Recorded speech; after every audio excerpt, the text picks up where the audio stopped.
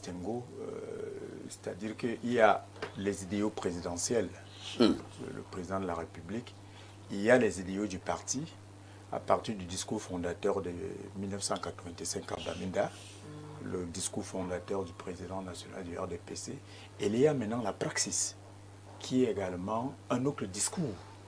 Parce que dans la praxis, on note beaucoup d'insuffisances, on note beaucoup d'observations à faire.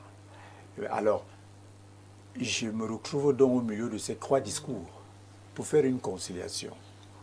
Dans cette conciliation, il y a justement dans ce militantisme que je voue chaque jour à l'idée de ce que le président national du RDPC est encore là et son discours ne peut pas être travesti.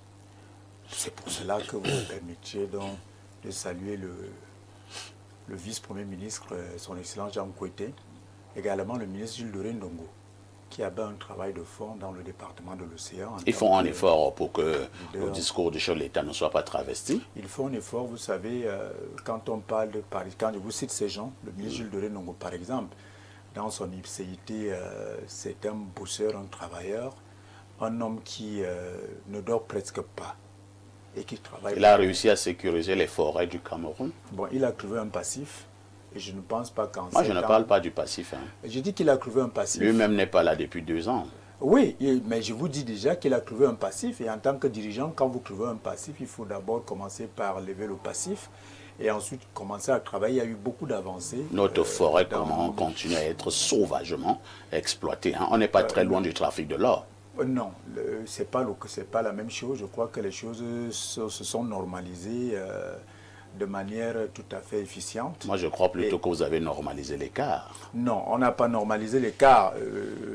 Permettez-moi également de saluer... Ah, vous préférez continuer au niveau des salutations. Oui, de saluer je pense que c'est mieux. De saluer le ministre d'État, le professeur Jacques Famendongo, et enfin le ministre de l'eau et de l'énergie, Monsieur Gaston Elundu. Vous avez des grands amis, hein?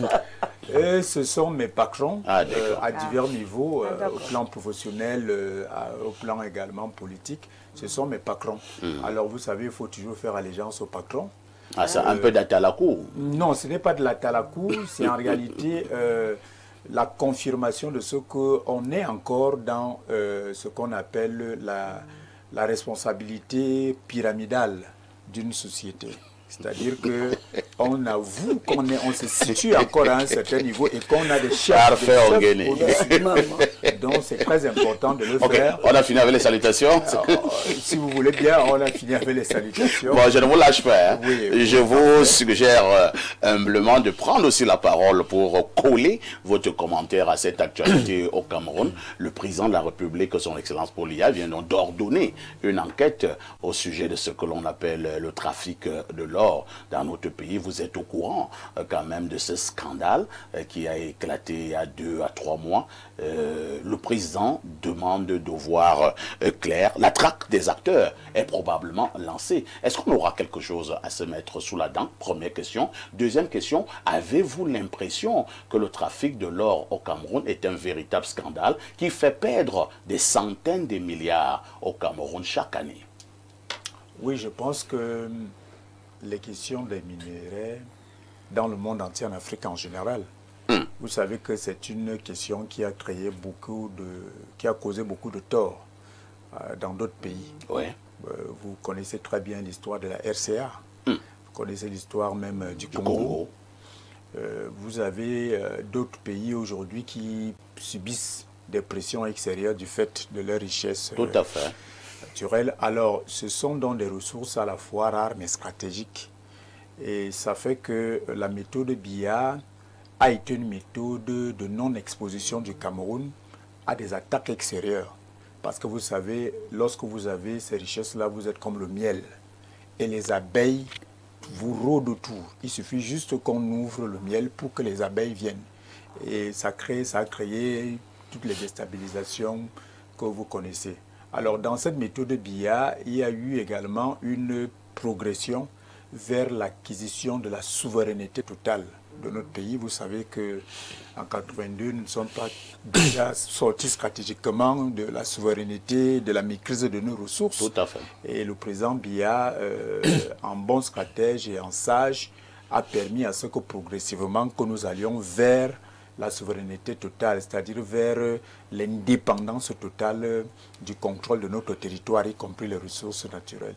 Alors lorsque cela a été fait, vous avez très bien vu que ça a été une période d'hibernation pratiquement, où ces ressources-là n'étaient pas comptées dans le budget de l'État pour soutenir le budget de l'État, le fonctionnement de l'État. Et le président Biya a très vite créé la Sonamine, effectivement, pour pallier cette difficulté-là et renforcer les recettes provenant de là. Mais la transition entre la prise en main de la Sonamine, de son rôle, et les mauvaises habitudes qui s'étaient déjà installées peuvent effectivement justifier ces dérives que nous décrions. Mais le président Biya, en mettant en place une commission d'enquête, cette commission d'enquête va effectivement travailler dans la perspective d'améliorer à la fois la législation en vigueur, mais également à mettre en place un mécanisme de transparence et de netteté, de sincérité dans l'exploitation. Lorsque nous parlons d'abord de commission d'enquête, au-delà de mettre en vigueur les procédures et tout ce qui va avec, nous sommes d'abord là à vouloir connaître qui a fait quoi dans ce que l'on appelle le scandale de l'or au Cameroun. Je pense que c'est la première mission de cette commission d'enquête, n'est-ce pas, Parfait? Oui, il faut établir les responsabilités. Vous savez, il y a 3 principes en droit qui sont utiles à convoquer dans le cadre d'une affaire comme celle-là. Il y a le principe de la liberté. Ça veut dire que l'individu est libre de faire ce qu'il veut faire. Il ne peut... Et puis, il y a le principe de la légalité, qui est notre soumission à la loi et aux règles qui organisent notre société. Et enfin, le 3e principe, parfait, c'est le principe de la responsabilité. C'est-à-dire que vous devez assumer les actes que vous avez posés. Alors, lorsqu'on met en place une commission comme celle-là, effectivement, c'est pour établir les responsabilités et les auteurs vont répondre de leurs actes devant les juridictions, devant les lois en vigueur. Pour une fois, on doit s'attendre à des résultats? On a toujours eu des résultats. Ah, toujours? On a toujours eu des résultats. Il n'y a jamais eu une commission d'enquête sans résultat. Au Cameroun? Oui, on parlait du Rwanda ou du Cameroun? Parfait, je suis Camerounais. Ah, d'accord. Et j'aime mon pays. Et je pense que je suis sincère, je ne me situe pas dans une tour d'ivoire. Parce que vous savez, Alain Douk dira le contraire de ce que je suis en train de dire. Les 9 de Bepanda, vous avez eu les résultats? Les assassinats des prêtres et des religieux. Les assassinats à Djoum, vous avez eu les résultats? Il y a des résultats. Angèle Benvan, vous avez eu des résultats? Il y a des résultats, toutes les enquêtes ont des résultats. C'est l'exploitation des résultats qui vous échappe. Vous avez eu des résultats? Il y a des résultats, il y a eu les incendies dans les ministères. Écoutez, vous avez eu des résultats? Pour le cas de ce prélat-là, il y a eu une enquête, il y a eu des résultats. Et les raisons, vous avez vu dernièrement Anissé Kane qui est décédé, il y a eu une enquête, il y a eu des résultats. Vous voyez, pourquoi vous citez seulement? Il y a eu une enquête et il y a eu des résultats. Il y a eu un communiqué du ministre délégué à la présidente de la République chargée de la Défense sur les conditions de départ de M. Anissé Kane. Voilà une enquête prescrite par le chef de l'État.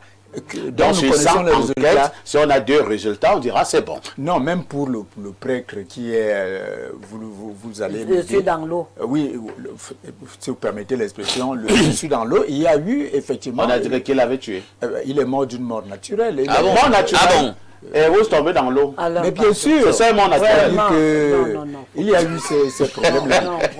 Il y a toujours eu des résultats d'enquête. De mort naturel dans l'eau. Non. Il est parti se jeter dans l'eau. Parfait va encore faire le buzz sur les réseaux. Il est parti se jeter dans l'eau et il est mort tranquillement dans son sommeil. Écoutez, il ne s'agit pas de gérer les émotions. Non, il s'agit de se dire, lorsqu'il y a eu une commission d'enquête dans ce pays, il y a toujours eu des résultats. Toujours. Il y a toujours eu des résultats. Merci, parfait. Maintenant... Oui, Chuton. Oui, je chute en disant que c'est maintenant la diffusion parfois de ces résultats qui échappe au contrôle de certains journalistes comme vous. Mais je sais que vous, en tant que journaliste d'investigation, vous avez les résultats. Moi, je ne les ai pas.